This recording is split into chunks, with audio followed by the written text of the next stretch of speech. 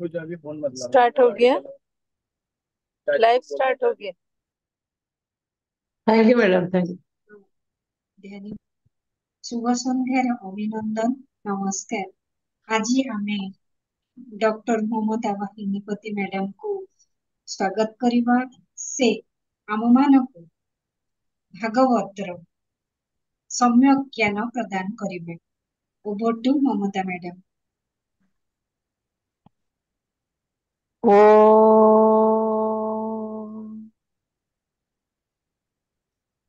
नीलाचल निवासाय नित्याय परमात्मने बलभद्र सुभद्राभ्यां जगन्नाथाय ते नमः।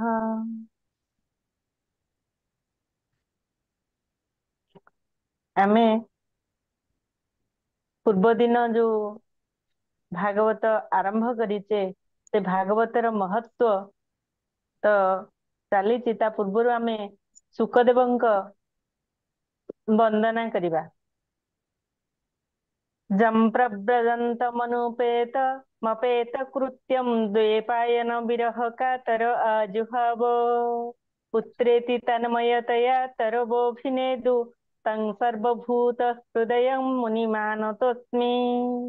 जहस्वानुभावमखिल श्रुतिसारमेक मध्यात्मदीपमतितीर्थतां तमन्धम् संसारिणां करुणयाः पुराणगुह्यं तं व्याससूनुमुपयामि गुरुं मुनीनां स्वसुखनिभृतचेता तद्विउदपान्यभावोऽप्यजितरुचिरलीला कृष्टसारस्तदीयम् व्यतनुतकृपया तत्त्वदीपं पुराणं तमखिलभृजिनग्नं व्याससूनुं नतोऽस्मि।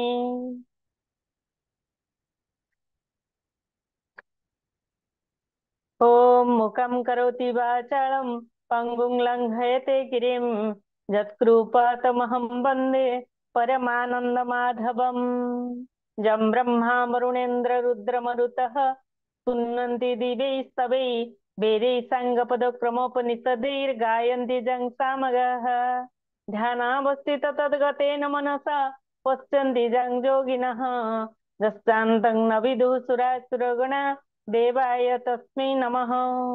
ॐ नारायणं नमस्कृत्य नरं चैव नरोत्तमं देवीं सरस्वतीं चैव ततो जयमुदीरयेत्। ओम श्री गणेशाय नमः। ओम नमो भगवते वासुदेवाय।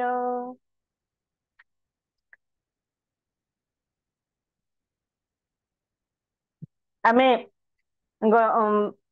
गतकाली जो आरंभ करथिले भागवत र महत्व को स्वयं प्रजापति ब्रह्मा जेतेबेले तौलिले तार मूल्य केते से आश्चर्य हो गले जे श्रवण मात्र के केमिति परीक्षित महाराज मुक्त हो गले एवं तापरे आश्चर्यान्वित हो गले समस्त मुनि ऋषि माने जेतेबेले आश्चर्यचकित हो गले जे भागवत श्रवणर पठन श्रवण आ पठनर महत्व एते बेसी ताहले केमिति यह संभव हो पारिला बोली जेतेबेले से माने आश्चर्य हो गले तापरे भागवत श्रवणर महत्व को समस्ते तार जे श्रवण मात्र के मुख्य प्रदान करिए से ताहाକୁ स्वीकार करिनेले स्वयं ब्रह्मांक सहित समस्त मुनि ऋषि माने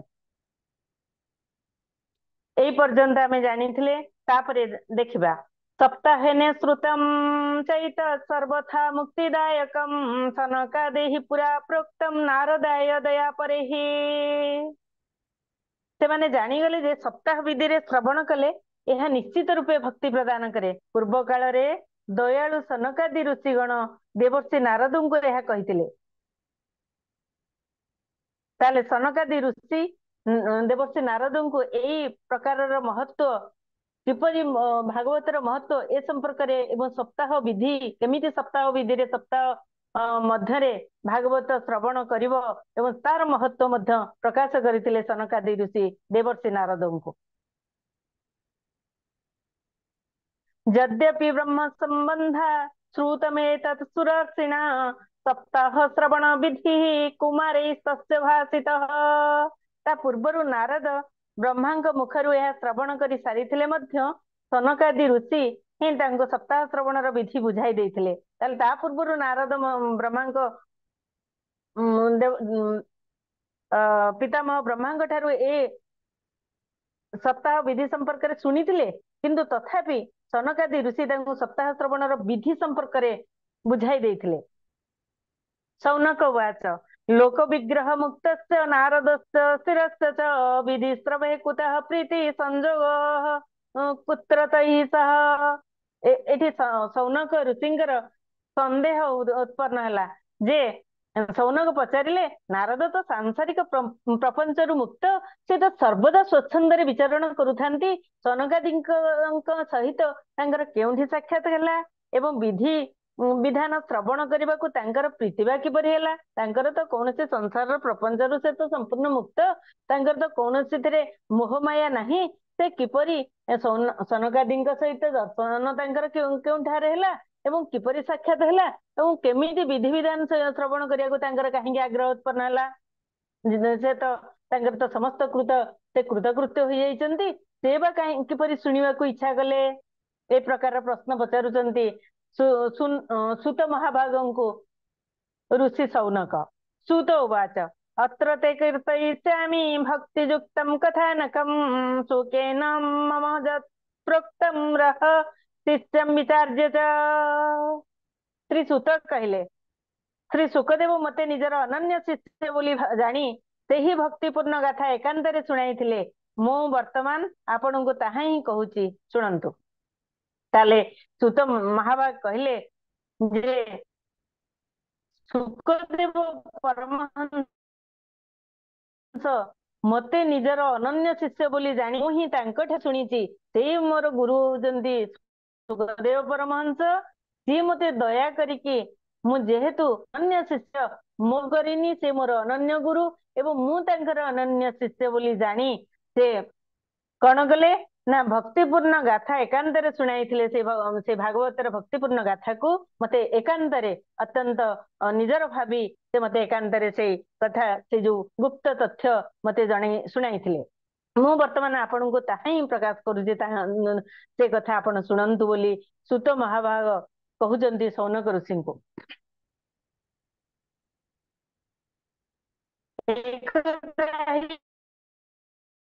विशालायां समादृशु तत्र नारदम। दिनकर घटना सनकादि चारि महर्षि सत्संग निमंते विशालापुरी जोटा कि बद्रिकाश्रम आसी थांती, सेठारे सेमानंकर आदि चारि ऋषि सनक सनंदन सनत कुमार आदि चारि ऋषि सत्संग निमंते जेतेबेले बाहरी चंती बद्रिकाश्रम रे विशालपुरी रे कौन करचंती ना नारदंग सहित तांकर साक्षात होइछि। कुमारा उचोह कथम ब्रह्मन् दीन मुखः कुत चिन्तातुरो भवान् परितं गम्यते कुत्र कुतस्तागमनं तव। सनकादि पचारिले हे ब्रह्मन्, आपणकर मुह काहींकि विषण्ण दिसुछि, आपणଙ୍କ परि व्यक्ति पुणी चिंतातुर एपरी तरबर होई जाउचंदी कुआडे एवं आपण एबे आसिले केउंठु? ए प्रकार सनकादि ऋषि तांको देखि प्रश्न करुचंदी बारंबार जे आपण ए भली विषण्ण काहींकि दिसुचंदी, आपण ए भली विब्रत होई जाउचंदी कुआडे, आपण काहींकि एपरी ए स्थान को आसिले केउंठु? ए प्रकार प्रश्न करुचंदी जेतेबेले सनकादि ऋषिगण देवर्षि नारदंकु इदानीं शून्य चित्तोसि गत वित्तो यथा जनः तवेदं मुक्त संगस्य नोचितं वद कारणम्। आपण किभଳି विव्रत जना पड़ुचंदी कहउचंदी सनकादि ऋषिगण जे हे देवर्षि नारद, मनुष्यर सकल धन संपद चोरी होई गेले से जेपरि व्याकुल होई उठे, आपण तो कोन सेपरि देखा जाउचंदी? आपणଙ୍କ परि अनासक्त पुरुषଙ୍କ पक्षरे ଏହା शोभनीय नुहे, यार कारण दयाकरी खोली कहतु प्रकृत रे कौन होईची? आपण एभली विव्रत काहींकि जाना पड़ुचंदी? जे भली भाबरे संसारी लोकर धन संपद आदि चोरी होई गेले से जे भली विव्रत जाना पड़े, आपण तो कोन सेपरि अनासक्त पुरुष होई एभली जाना पड़ुचंदी? कौन होईची आपणकर कहतु? नारद उवाच अहम तो पृथिवीं जातो ज्ञात सर्वोत्तमामिति पुष्करं च प्रयागं च काशीं गोदावरीं तथा हरिक्षेत्रं कुरुक्षेत्रं श्रीरंगं सेतुबन्धनम् एवमादिषु तीर्थेषु भ्रममाण इतस्ततः नापश्यं कुत्रचित् सर्वं मनः सन्तोषकारकं कलिना धर्म मित्रेण धरेयं बाधिताधुना। श्री नारद कहले पृथ्वी ही सर्वोत्तम भुवन भावी मु पृथ्वी को आसीथिली। एठारे पुष्कर प्रयाग काशी गोदावरी हरिद्वार कुरुक्षेत्र श्रीरंगम और सेतुबंध आदि क्षेत्र दर्शन करी मु नाना स्थान बुली देखिली किंतु मते कौनसी स्थान रे मन को संतोष देला परी शांति मिलिला नहीं। देखिली आजिकली अधर्मर सहायक कलि जुग को ग्रस करी रखिछि। सब स्थान बुलिली पृथ्वी को आसिक इच्छा थिला जे मु पृथ्वी रे शांति किछ अनुभव करबी किंतु ता परिवर्ते मु जते तीर्थ क्षेत्र सब बुलिली कौनसी ठारे मु शांति पाई परिली नाही। देखली सब स्थान रे कलि जुग समग्र पृथ्वी को ग्रास करी रहिछि ता द्वारा मो मन मध्य अशांत होई गला। सत्यं नास्ति तपः शौचं दया दीनं न विद्यते उदरं हरिणो जीवा बरकाः कूटभाषिणः मन्दाः सुमन्दमतयो मन्दभाग्या ह्युपद्रुताः पाण्डवताः सन्तो परिग्रहाः तरुणता गेहे चालको बुद्धिदायकः कन्या विक्रयिणो लोभा दंपतीनां च काल्कनम्।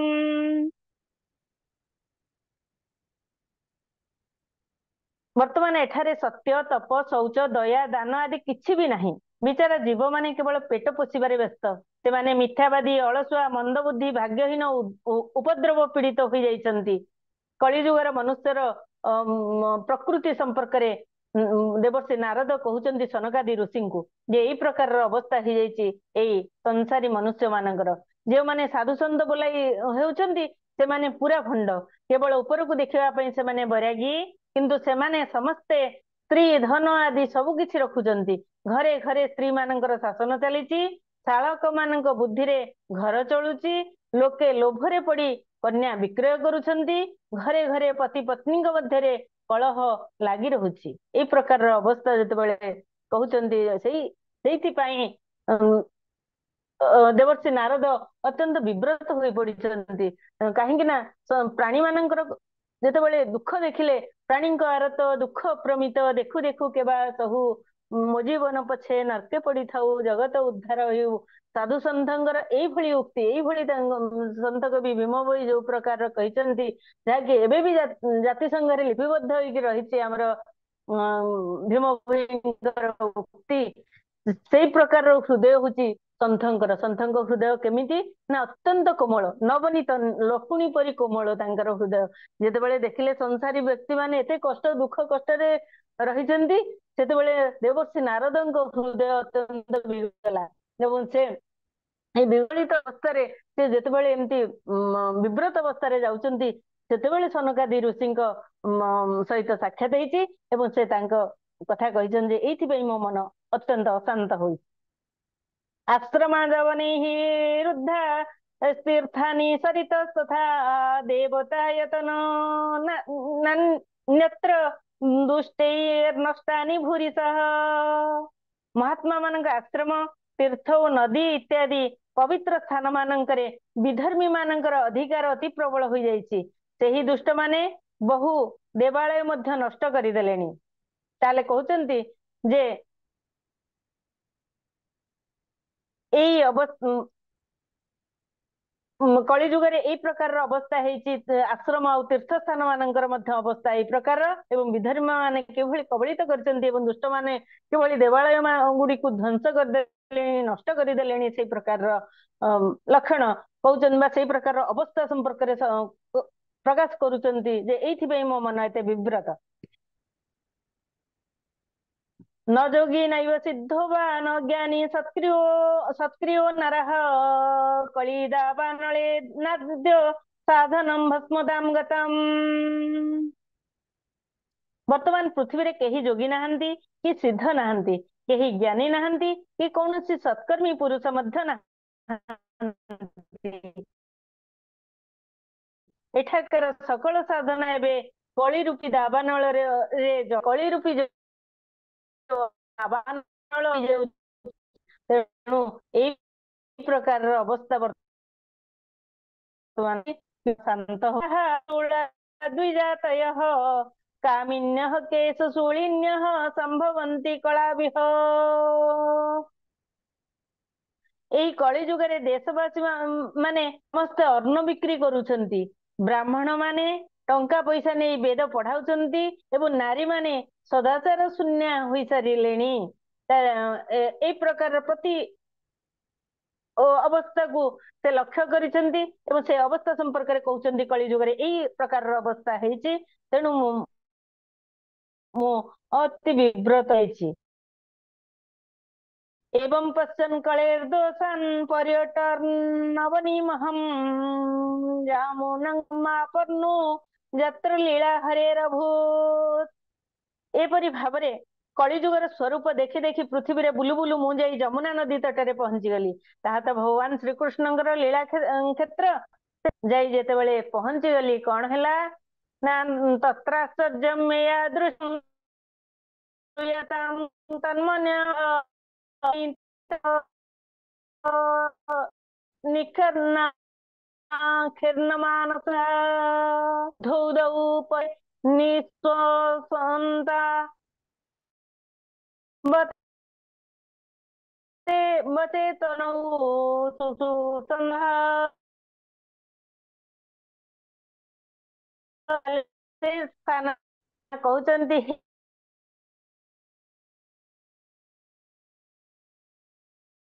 मुनि श्रेष्ठ गण ଶୁଣନ୍ତୁ, ମୁଁ ସେଠାରେ ଗୋଟେ ଅତ୍ୟନ୍ତ ବିସ୍ମୟକର ଦୃଶ୍ୟ ଦେଖିବାକୁ ଅବସ୍ଥାରେ ପଡି ରହି ବଡ ନେଉଥାନ୍ତି। ସେଇ ଯୁବତୀ ସେମାନଙ୍କର ସେବା କରି କରି କେତେବେଳେ ଚେତା ଫେରାଇ ଆଣିବାକୁ ଚେଷ୍ଟା କରୁଥାନ୍ତି ତ କେତେବେଳେ ସେମାନଙ୍କୁ ଧରି କାନ୍ଦୁଥାନ୍ତି। ତାପରେ ଏପରି ଅବସ୍ଥା ମୁଁ ଯେତେବେଳେ ଯମୁନା ନଦୀ କୂଳକୁ ପଳେଇଲି, ଯାହାକି ଭଗବାନ ଶ୍ରୀକୃଷ୍ଣଙ୍କର ଲୀଳା କ୍ଷେତ୍ର ହଉଛି ଯମୁନା ନଦୀ ତଟଟି।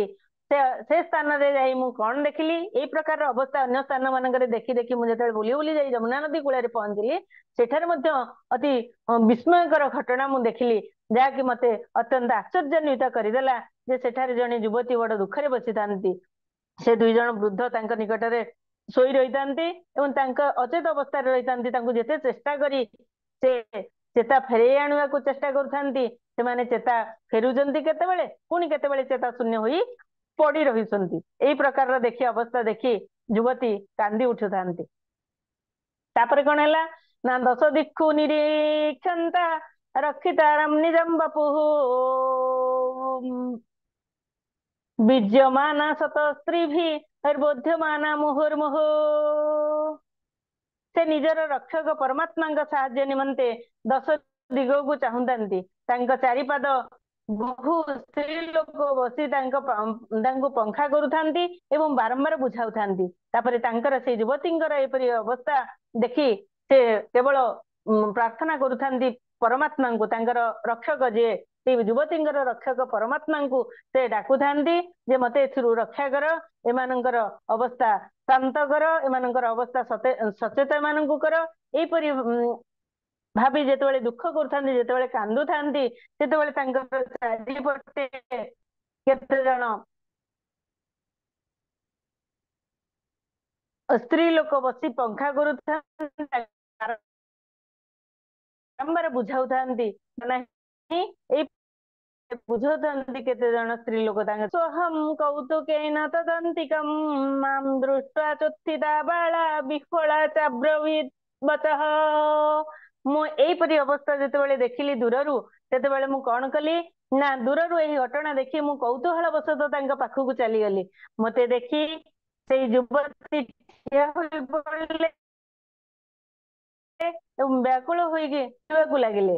ତାହେଲେ ସେଇ ଯୁବତୀ ମତେ ଛିଡା ହୋଇ ଅତ୍ୟନ୍ତ व्याकुल होई मते किछि कहिबाकू लागिले। बाळ उवाच भो साधु क्षणं तिष्ठ दर्शनं तव लोकस्य सर्वथा गहरं परम्।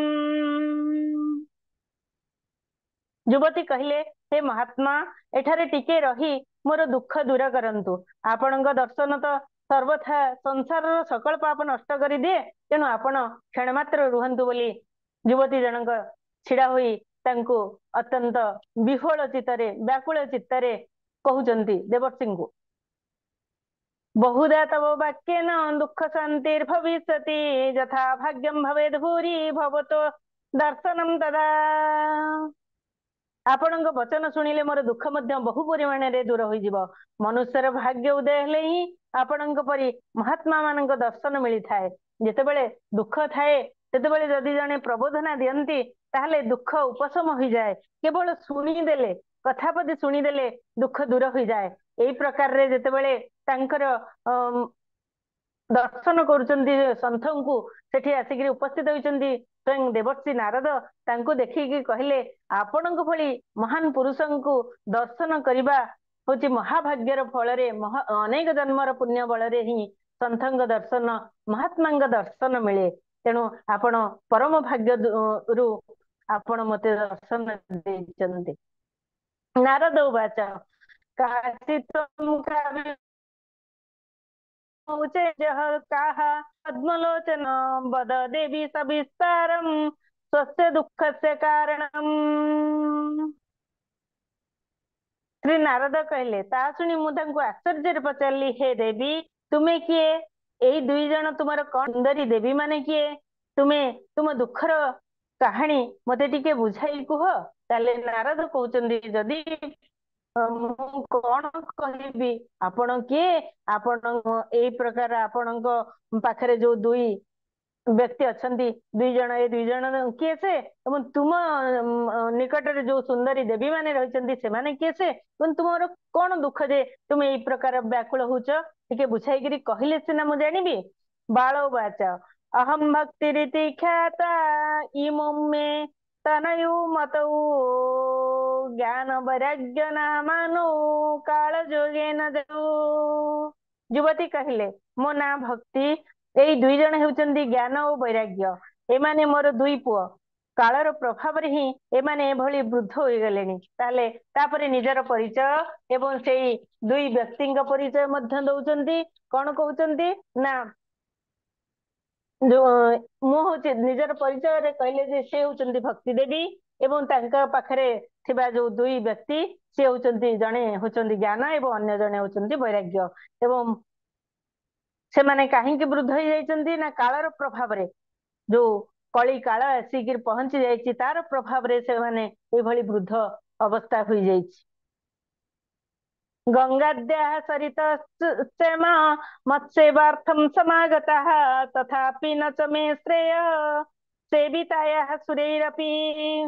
ए देवी माने होचंदी गंगा आदि विभिन्न नदी एमाने समस्ते मोर सेवा करबा निमंते आसीचंती। एमानंक परि साक्षात देवी मानंकर सेवा पाई मध्य मु सुख शांति पाई पारु नाही। ताले एमानंक परि देवी मानंकर जो गंगा आदि नदी मो पाखरे रही मते सेवा करुचंती तांको सेवा पाई मध्य मु शांति पाई पारु नाही। काहेकि पाई पारु नाही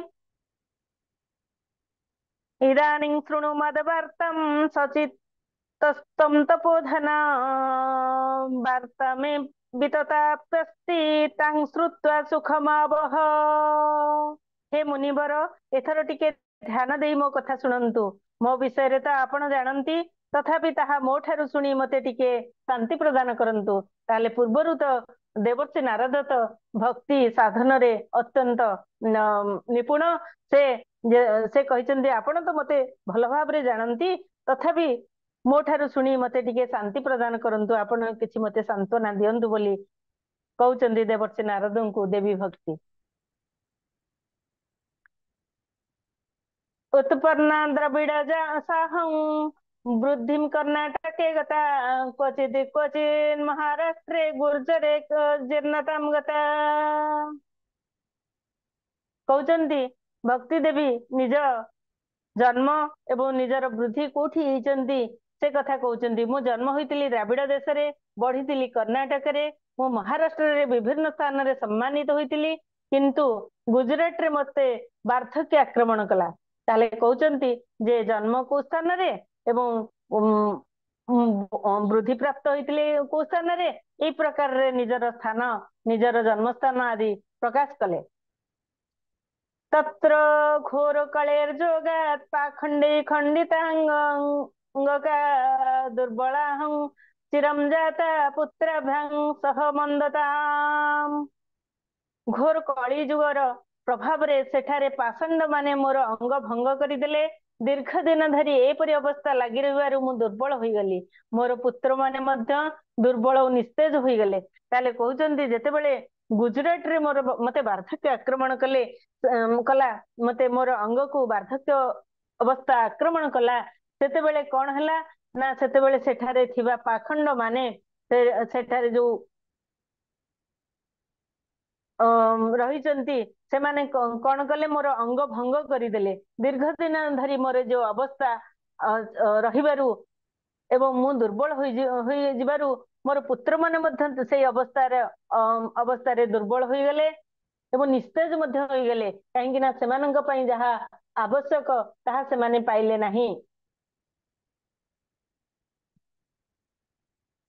वृंदावनम पुनः प्राप्य नवाने वंशरूपिणी जाता हम युवती सम्यक प्रेष्ठ रूपा तो सांप्रतम मु सेठारु वृंदावन चली आसिली वृंदावन चली आसिबा दिनु मु पुणी थरे सुंदरी रूपवती युवती होई गली ताले कहउचंती मु जेतेबेले गुजरात रे थिली सेतेबेले मते वार्धक्य अवस्था आक्रमण कला एवं मोर अंग भंग होई गला एवं मु निस्तेज होई गली मोर ता सहित मोर संतानंदय जो ज्ञान वैराग्य मध्य एई प्रकार अवस्था आसीगला तांकर वृद्धावस्था किंतु मु तापरे कोन कली ना वृंदावन चली आसली विष्णुंकर भगवान श्रीकृष्णंकर लीला स्थल जो वृंदावन मु सेठाକୁ जेतेबेले चली आसली मोर पुनर्बार अवस्था सुंदर अवस्था रूपवान अवस्था युवती अवस्था चली आसला तापरे कहउचंती जे इमौ तु सहितावत्र सुतौ मे क्लिश्यतः श्रमात् इदं स्थानं परित्यज्य विदेशं गम्यते मया किंतु मोर सिना अवस्था सुंदर अवस्था आसीगला मोर सिना युवती अवस्था आसीगला किंतु मो आगे पड़िथिबा मोर एई दुई पुत्र क्लांत और अवसन्न होई आग परी दुखरे सढ़ुचंती तेणु मु एई स्थान छाड़ी अन्यत्र चली जाबाकू चाहूंची देखिली मोर अवस्था परिवर्तन हेले मध्य मोर एई संतान द्वय जे कि ज्ञान और वैराग्य सेमानकर अवस्था जेहेतु परिवर्तन हेला नहीं मु चाहूंची ए स्थान खूब शीघ्र एठारु मु अन्यत्र चली जाबा पई स्थान शीघ्र परित्याग करिया पई मु चाहूंची जरठत्वं समायातौ तेन दुःखेन दुःखिता साहं तु तरुणी कस्मात् सुतौ वृद्धा विमौ कुतः ए दुई जन वृद्ध होई जिबा देखि मु सेमानंक दुखरे बहुत दुखी मु तो तरुणी होई गली किंतु मोर ए दुई पुओ दुईटी वृद्ध होई रहिचंती काहेकि ताले प्रश्न करूचंती देवर्षि नारदंकु जे मु तो तरुणी होई गली मु तो युवती होई गली किंतु मोर ए संतानंदय काहेकि पूर्व अवस्था फेरी पाइलेनी काहेकि वृद्ध होई गले कहंतु आपण त्रयाणां सहचारित्वाद् वैपरीत्यं कुतः स्थितं घटते जरठा माता तरुणौ तनयाविति आमे तिनि हेत एकाठी रहिचु तथापि एपरि अद्भुत घटना घटिला किपरि साधारणतः माँ वृद्धा और पुत्र माने तरुण होइतांती किंतु एठारे तो विपरीत घटिची ताले कहंतु काहेकि एपरि घटिला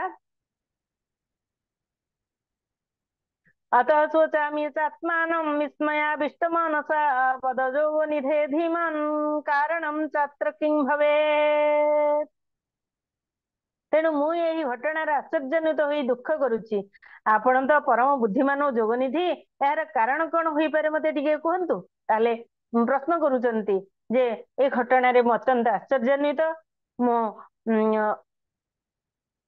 आश्चर्य मनरे मु दुख करुची जे किपरि आपण तो बुद्धिमान अत्यंत जोगनिधि आपण कहंतु जे यार कारण कौन होई पारे नारद उवाच ज्ञानेनात्मनि पश्यामि सर्वमेतत्तवानघे न विषादस्त्वया କାର୍ଯ୍ୟ ହରି ते करिष्यति।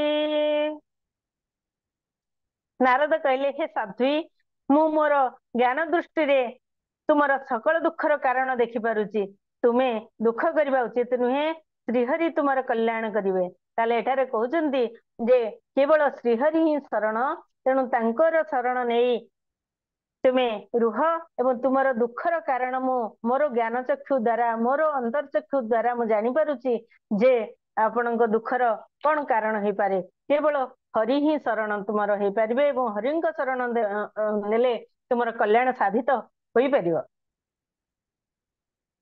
सूत उवाच क्षण मात्रेण तज्ज्ञात्वा वाक्यमुचे मुनीश्वरः। श्री सूत कहले हे मुनिवर नारद क्षणक भितर से युवती दुखर कारण जानी पारे ताले से अत्यंत जोगनिधि होउचंती देवर्षि नारद तेणु से ज्ञान नेत्र द्वारा जानी पारे जे कौन दुख से भक्ति देवींकर। नारद उवाच तृणु स्वावहिता बाले जोगोयम दारुणः कलिः तेन लुप्त सदाचार जोग मार्ग तपांसी च। श्री नारद कहले हे देवी मन दे शुण यही समयटा होइछि घोर कलिका जुग तुमे एबे सदाचार जोग मार्ग और तपस्या आदि लुप्त हो गलानी तेणु कहउचंदी जे ए समयटा होछि कली जुग तेणु एई समय रे समस्तंकर जो सदाचार एवं जोग मार्ग अवलंबन करती आचार नहीं सत आचार नहीं जोग मार्ग जो जोगी माने अवलंबन करती ताहा मध्य नहीं तपस्या प्राय लुप्त हो गलानी कष्ट सह्य करने को ए शरीर रे मनुष्यर इच्छा नहीं कि शक्ति नहीं तेणु एई प्रकार अवस्था जेतेबेले आसीगलानी तेणु हे देवी जेहेतु कलिजुग अच्छी तेणु यहीपरि अवस्था मनुष्य मानकर हेछि प्राणी समाजर एभଳି अवस्था होइगलानी। जनाघासुरायन्ते साक्ष्य दुष्कर्मकारिणः इह सन्तो विसीदन्ति प्रहृष्यन्ति ह्यसाधव धत्ते धैर्यं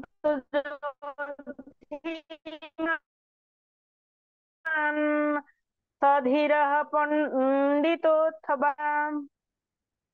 लोके सठता और दुष्कर्म रे लिप्त हुई अघासुर संसार रे जेउ आड़े चाहिबो सबुठी प्राय सत्पुरुष माने होचंती एवं दुष्ट माने सुख भोग करचंती। एपरि अवस्था रे जेउ बुद्धिमान लोके धैर्य धरि रही परिबे जान सेही माने ही ज्ञानी और पंडित जे ए जो समय ए जो अत्यंत विषम समय रे जेतेबेले को व्यक्ति ना जेहेतु समस्ते ठक एवं दुष्कर्म रे लिप्त हो गलेनी तेणु संसार को जेउठी चाहबो सेठारे ही प्राय सत्पुरुष माने एठारे आमे देखुचे जे सेही माने ही कष्ट पाउचंती सत्पुरुष माने कष्ट पाउचंती एवं दुख जो माने दुष्ट माने से माने कोन करचंती ना सुख अनुभव करचंती। एई अवस्था रे बुद्धिमान लोक कोन करबो ना धैर्य धरि केवल लक्ष्य करिवे तेणु से जो माने धैर्य धारण करिवे एई समय रे से माने आमे जानिबा जे सेही माने होचंती ज्ञानी एवं पंडित। अस्पृश्य नवलोकेयं शेष भार कराधरा वर्ते वर्ते क्रमज्जता मंगलम नापि दृश्यते। शेषदेवଙ୍କ निमंते पृथ्वी प्रति वर्ष क्रमशः अधिकरु अधिक भार रूप हो जाउची वर्तमान एहा स्पर्शर योग्य बोली कौन कहबा दर्शन करिवार मध्य योग्य होई मध्य रही नाही एठारे कौन से मंगल देखा जाउ नाही। ताले जेहेतु संसार भार स्वरूप केतेबेले हुए ना जेतेबेले अधर्म बढ़ी चले तेणु अधर्मर भाराक्रांत हो जाइछि पृथ्वी एवं पृथ्वी को जी बहन करुचंती जो शेष नाग तांकर मध्य अवस्था टळमळ जेहेतु से भार को अधिक भार को आम पृथ्वी जेहेतु अधिक भार प्रदान करुची अधर्मी मानक जोगे अकल्याण हबारु तेणु से कौन करुचंती से स्पर्श ताकू पृथ्वी को आउ कई कहूना जे तीर्थ स्थान बोली तीर्थ स्थान गुड़िक तो अतीर्थ हो गलानी तेणु यही अवस्था आसीगलानी कलिजुग प्रभाव रे तेणु आउ केही स्पर्श ମଧ୍ୟ କରୁनाहाନ୍ତି कौनसी पवित्र स्थान बोली भाविकी स्पर्शर योग्य आउ किंबा दर्शनर योग्य आउ ହେଇକି रही ନାହିଁ ए सब स्थान सब तीर्थ स्थान तेणु एठारे कौनसी मंगल देखा जिबार संभावना मध्य नहीं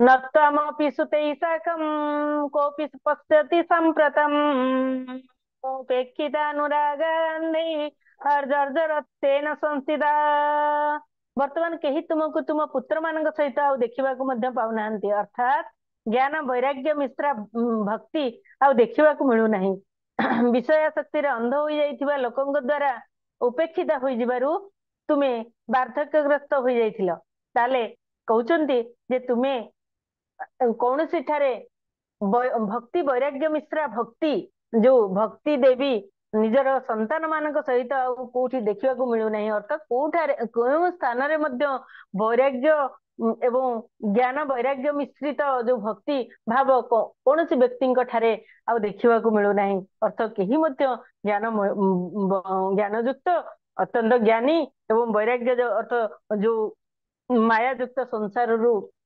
विरत होइतिबा जो भक्ति भगवान को ठारे समर्पित होइतिबा जो मन से प्रकार मन नाही बोली भगवान देवर्षि नारद कहउचंती जे ज्ञान वैराग्य मिश्रा भक्ति आ संसार रे नाही जेहेतु नाही सेथिबें तुमर अवस्था ए प्रकार वृद्धावस्था एवं ज्ञान तो नाही प्रकृत ज्ञान तो केही आहरण करूनाहांती वैराग्य मध्य नाही समस्ते मोहग्रस्त समस्ते मोह माया रे आबद्ध सेथिबें आमे बा सेथिबें से दुई जनक अवस्था मध्य एई प्रकार अचेत होई रहिचंती जेहेतु केही ज्ञान आहरण करूनाहांती ज्ञान ग्रहण करूनाहांती तेणु ज्ञानी मध्य नाहांती तेणु ज्ञानर अवस्था आज वृद्धा अवस्था रे से पड़ी रहिची तेणु आपण दुख करबा निहाती ठीक जेहेतु आपणक संतान आपणक पुत्र एई अवस्था रे पड़ी रहिची तेणु समस्त जेहेतु विषय शक्ति अंध हो जाइछंती तेणु आपण उपेक्षित होइजबारु आपणक अवस्था वार्धक्य अवस्था आसिक पहुंची गला किंतु आपण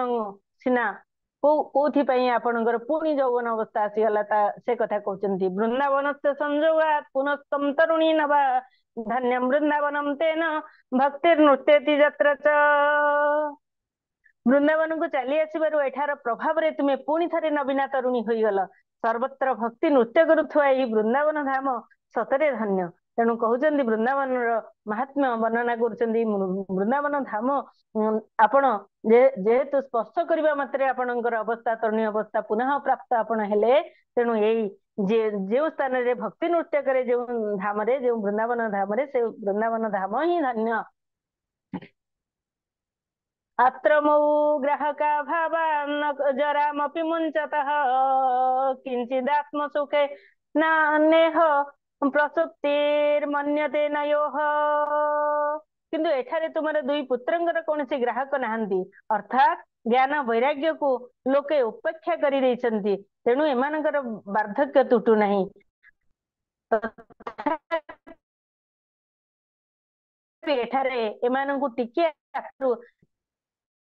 कहउचंती जे जदिओ आपण तरुणी अवस्था प्राप्त करिसंती तथापि एठी के ज्ञानर अभिप्सु नाहंती केही इच्छा करू नाहंती ज्ञान आहरण करिवा पई ज्ञान अध्ययन करिवा पई ज्ञान प्राप्त करिवा पई गुरुंक ठारू किंबा भगवानक ठारू वैराग्य ग्रहण करिवा पई कोनसे मोहरे न पड़िवा पई ए प्रकार जेतु नाहंती एई वृंदावन धाम नेबारु ज्ञान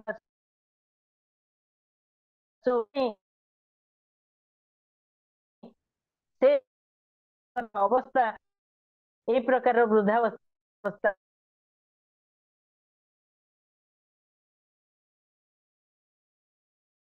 सब जिनस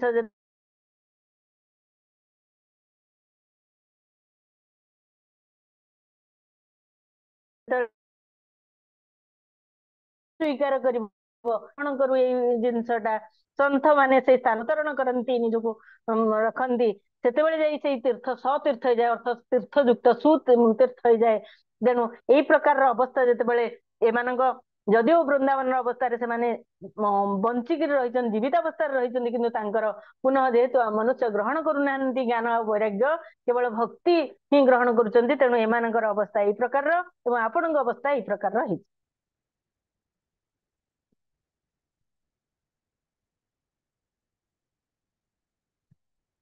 तापरे भक्तिरुवाच कथं परीक्षिता राज्ञा स्थापितो ह्यशुचि कलिः प्रवृते तु कलौ सर्वसारः कुत्र गता महान्। कहउचंदी भक्ति देवी कहले राजा परीक्षित एही पापी कली जुग को काहेंगे रखैदेले के जानी एही जुगटा आसु आसु ही सबु वस्तुर सार केउ आड़े चलीगला।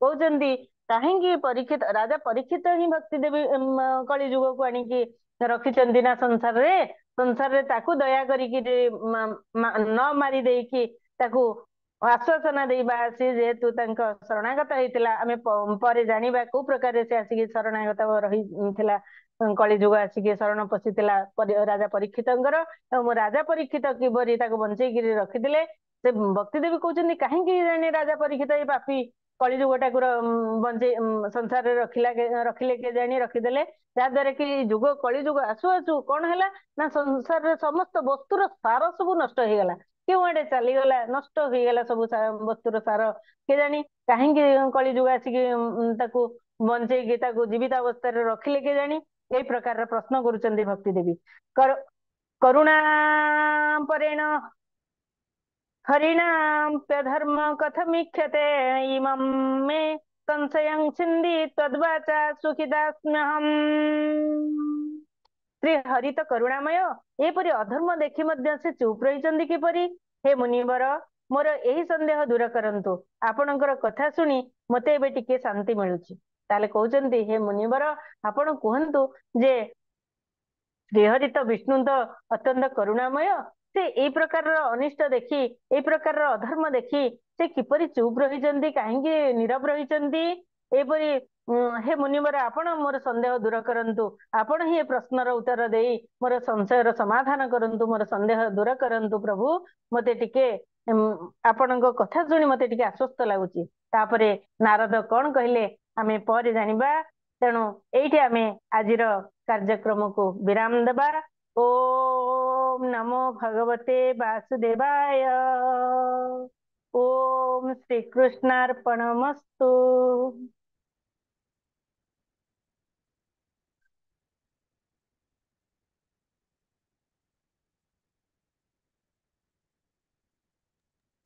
धन्यवाद मैडम अपन बहुत बढ़िया भाव कली जुग व्याख्यान कले धरित्री माँ केमती कष्ट पाउची ताकू मध्य भल भाव बुझाई देले सेति आपन बहुत धन्यवाद।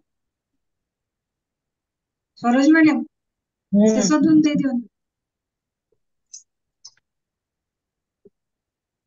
भागवत ग्रंथ किपरि भावरे परिवेश को सुधारिछि एवं समस्त को आश्वस्ति प्रदान करिछि तार एक सुमार्ग आज आम शुणिले से मैडम को बहुत बहुत धन्यवाद। आज शेष ध्वनि देदेवा। ओम देव शांति अंतरिक्षम शांति पृथ्वी शांति आपो शांति औषधय शांति वनस्पतय शांति विश्व देवा शांति ब्रह्म शांति सर्वं शांति शांतिरेव शांति श्यामा शांतिरेधि। ओम शांति शांति शांति सर्वारिष्ट सुशांतिर्भवतु। सर्वे भवन्तु सुखिनः सर्वे सन्तु निरामया सर्वे भद्राणि पश्यन्तु मा कश्चित् दुःखभाग् भवेत्। सब ध्यान को नमस्कार आत्मबंधन शुभरात्रि। काली पुणी नुआ ध्यान नुआ ज्ञान सहित साक्षात हेबा सेतेबेला पर्यंत विदाय दियंतु रहिलु नमस्कार गुरु गोविंदाय नमः। नमस्कार नमस्कार सब ध्यान नमस्कार नमस्कार।